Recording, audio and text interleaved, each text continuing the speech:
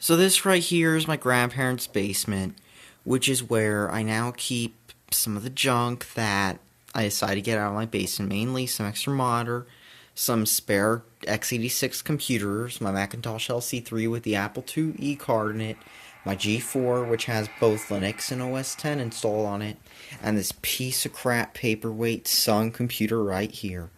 Because, Linux runs poorly on it. And I've also got this, which is what I'm showing in the video. The Super Nintendo right here that I got from a friend's house after a trade.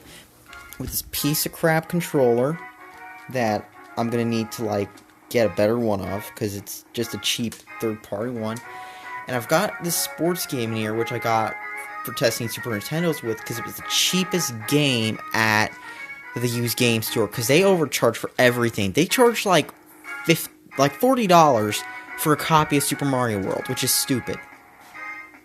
And it's kind of a shame that this is the only game I have for the Super Nintendo. And look, this controller is such a piece of crap. I'm pushing the buttons and it didn't even work.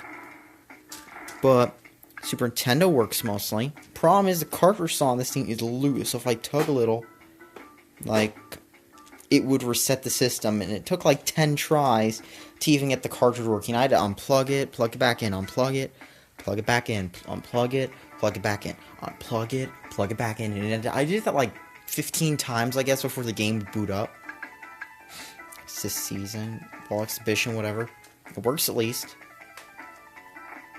And I can play it. Not really a fan of sports games. But problem is the cartridge slot's loose, and even a little tap will cause the game to reset.